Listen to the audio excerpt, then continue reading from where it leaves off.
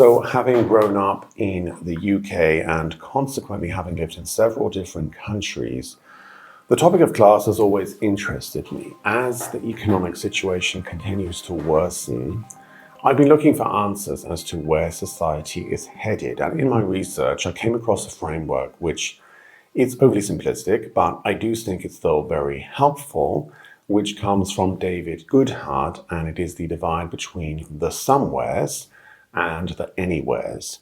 So the somewheres refers to people who are rooted in their communities. Their identity is tied to the physical location of where they live.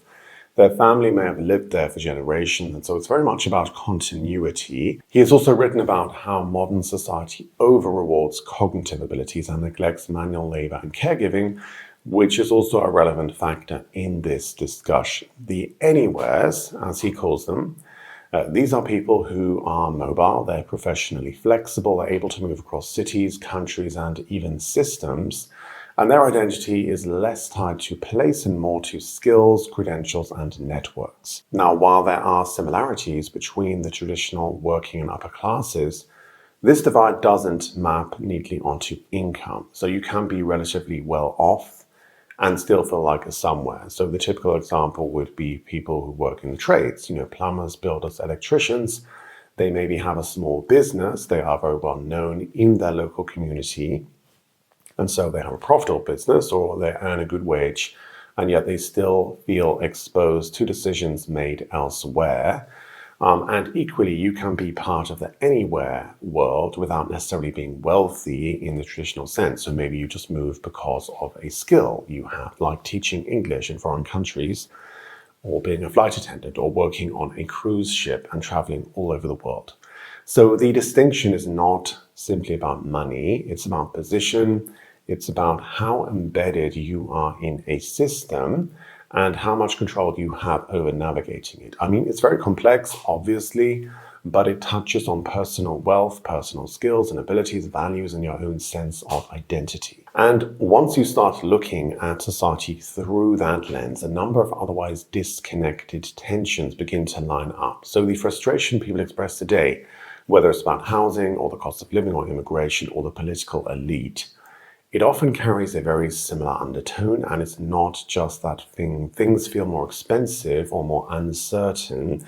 It's that the people most affected by these changes, often the somewheres, they are very distant or they feel alienated from the process that produces these changes. Decisions seem to be made in one place and the consequences of them are then experienced in another. And so if you follow that line of thought just a little further, you arrive at a different kind of question. It's not simply about who has more, but who gets to shape the system in the first place and who has to live with the consequences of how it's designed. So it is an important distinction because it suggests that the fault line we're dealing with may not be primarily between rich and poor in the traditional sense, but between those who are structurally positioned to navigate and influence the system and those who are more exposed to it.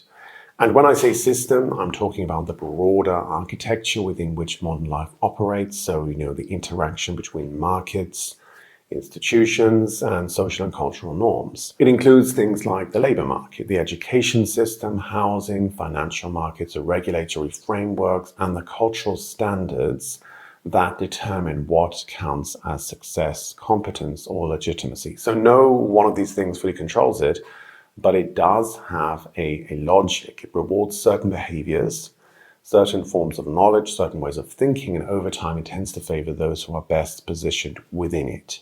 Now, if that's the case, then the way we talk about class and the way we understand conflict may need to be updated accordingly. So if you stay with this idea for a moment, that the divide is less about income and more about position within the system, then the next layer begins to come into focus. So there is a material structure sitting underneath the cultural and social tension that many of us might be feeling and seeing right now. Over the past few decades, the economy itself has shifted in a way that reinforces this divide. Economist Thomas Piketty describes one of this, the part of this dynamic through a very simple relationship, which is the return on capital tends to outpace overall economic growth. So in practical terms, that means that assets tend to grow faster than wages over time. So you don't need to go into equations to see the effect of that. If you own assets, you are participating in a system that compounds.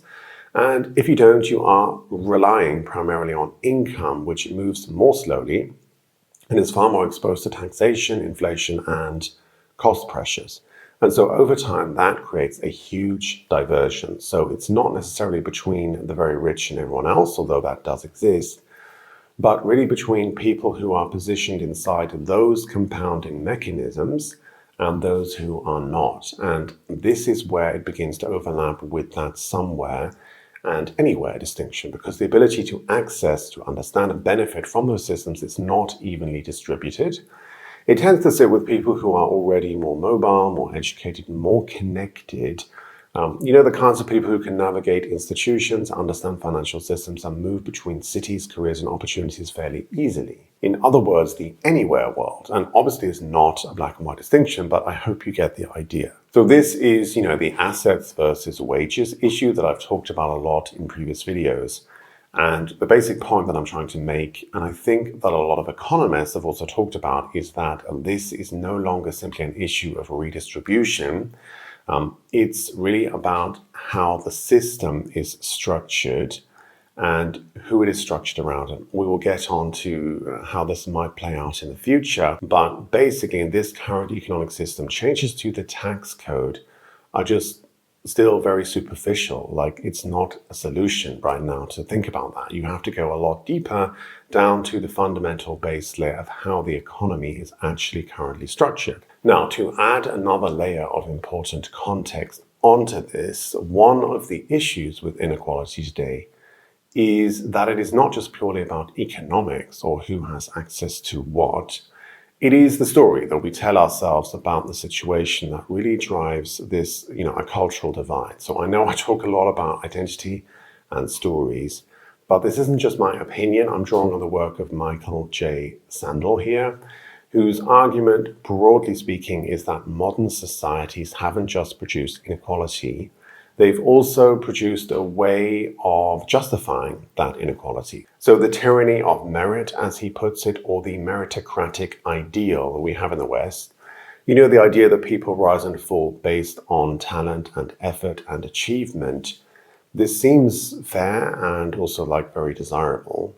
But buried in that assumption is that if your success is down to you and is essentially something that is earned, then by implication, failure is deserved. If you are not successful in the traditional sense, then it must be because you are not talented, resourceful, skilled, or intelligent enough. And just to bring it back to David Goodhart's point, if you are doing something that does not involve cognition, so essentially work that relies on your intellect or head work, society deems you as, well, maybe not a failure, but certainly lesser than. So a doctor is still okay, but a nurse or a social worker, not so much.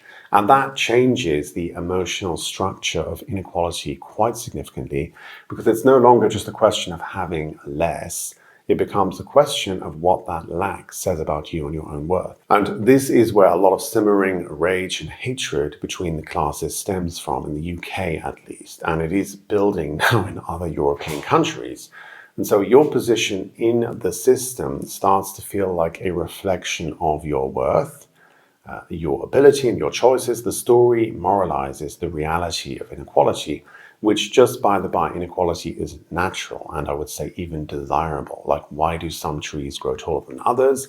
Why are some people more creative or more driven or more kind, more empathetic than others? We all have our differences.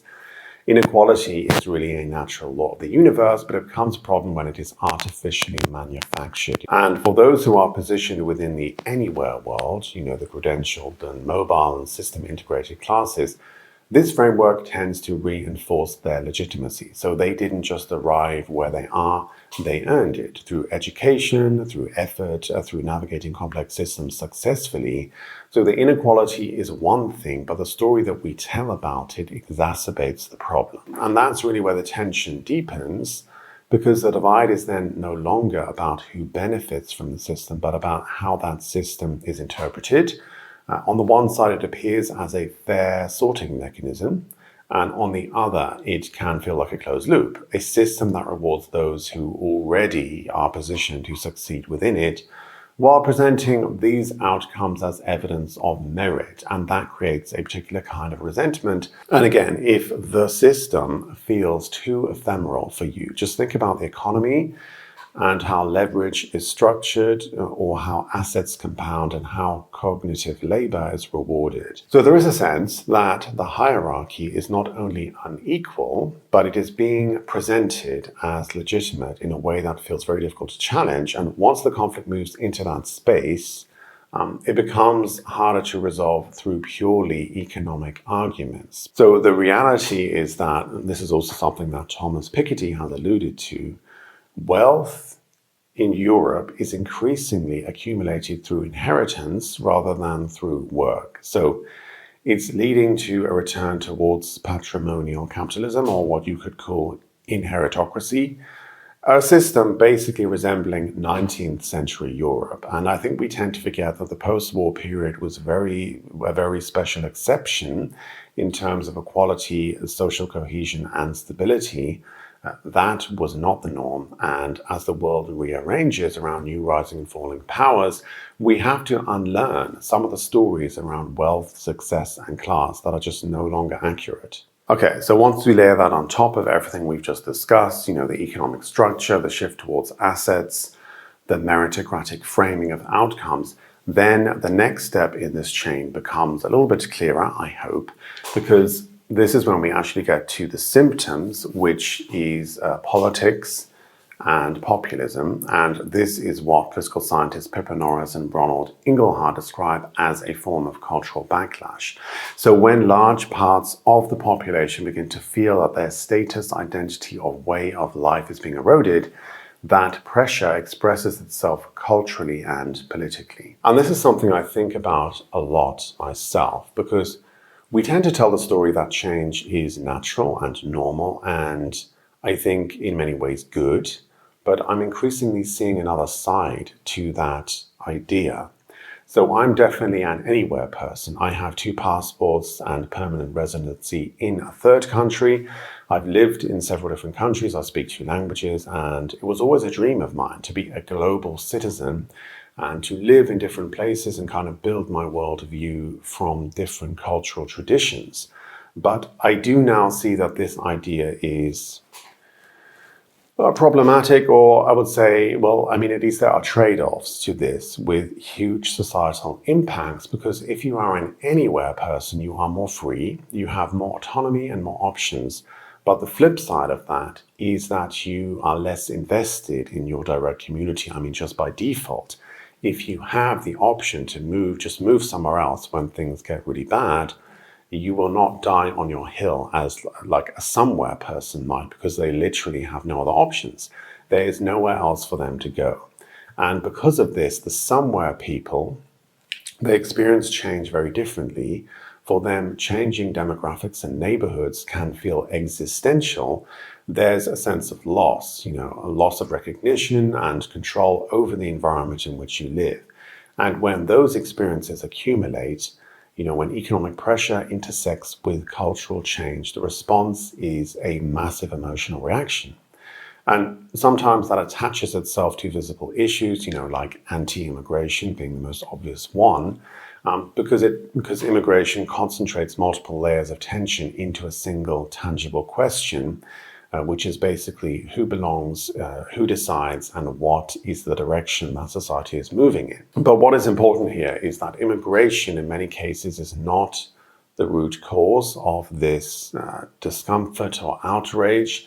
It is the surface through which it is expressed, but underneath it sits a more complex structure, which is basically an economic system that has, at least up until now, rewarded mobility, adaptability, and access to assets. It rewards a social structure that validates success through credentials and merit, and a cultural environment that tends to reflect the values and assumptions of those who are most integrated into that system. So what you then end up with is not a simple conflict between groups, but a layered tension. It's economic, cultural, and institutional, and that's where the conversation can feel really fragmented because different people are reacting to different parts of the same structure, but they're just using different language to describe it. So some people are talking about the cost of living, other people are talking about immigration, others are talking about billionaires and techno-feudalism. But underneath all of these different expressions, there is a shared sense that the system is moving in a direction that most people, I think, don't really feel a part of, or they're not able to influence it. And so what looks like cultural conflict is more often rooted in economic structure, which is filtered through identity and experienced as a question of dignity. So given all of that, what does it actually mean to say that the new class war isn't about the rich? What I'm trying to do is to draw your attention to the structure, not a single people or political party. So it doesn't mean that wealth no longer matters. In many ways, it matters more now than ever before. And it also doesn't mean that access has been restricted. Like, if anything, access has expanded. More people go to university than ever before. More people can invest in the stock market than ever before. More people can participate in markets, media, and professional careers than ever before. And so on paper, the system is more open and more level and more equal than it has ever been. But this is precisely where the tension comes from, because while barriers are no longer formalized, visible outcomes have not equalized. And so where is this all leading?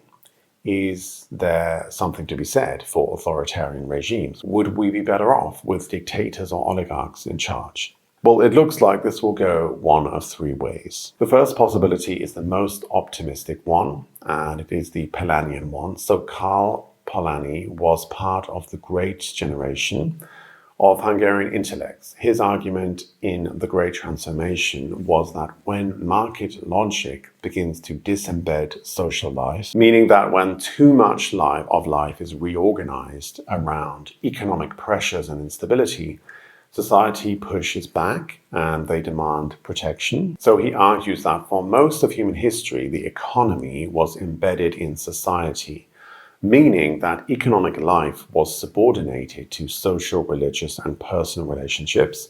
And the great shift, as he saw it, was an attempt to disembed the economy and to create a self-regulating market dictated by price.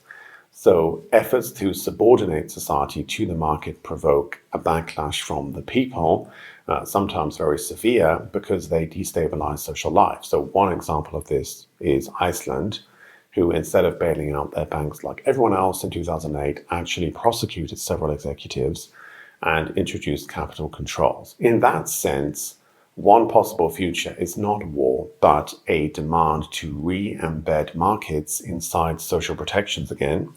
So like housing reform, labor protection, tighter regulation of capital, stronger welfare guarantees, perhaps new limits on asset concentration. That is the reformist route. The second possibility is status backlash without structural reform. So if people experience the system as open in theory, but skewed in practice, like if they are told that the game is fair while experiencing it as being rigged, that is where resentment often moves sideways into culture, identity, and institutional distrust, rather than directly into class politics. So this is the world of anti-elite populism, attacks on expertise, contempt of institutions, and like endless symbolic conflict.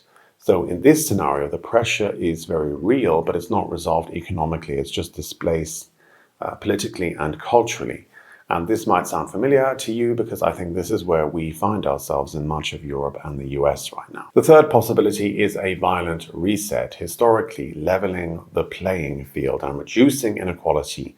It's very hard to achieve just through reforms. Like big changes in inequality often come from war or revolution or some kind of pandemic or natural disaster. Like historically, when inequality and hierarchy become too rigid and when institutions lose their legitimacy, peaceful adjustment becomes much harder and the eventual correction is then much harsher for the majority of people. So what I want you to take away from this is that the class struggle is not static, but is ever evolving. And with the emergence of new technologies and new possibilities for restructuring society, it is important to keep updating our ideas on what class actually means, where inequality stems from, and which societal structures might need to be reworked. Thanks so much for watching. Let me know what your thoughts are on this topic down below in the comments. If you found this interesting, you might want to check out this video here next. Other than that, take care. See you next time. Bye.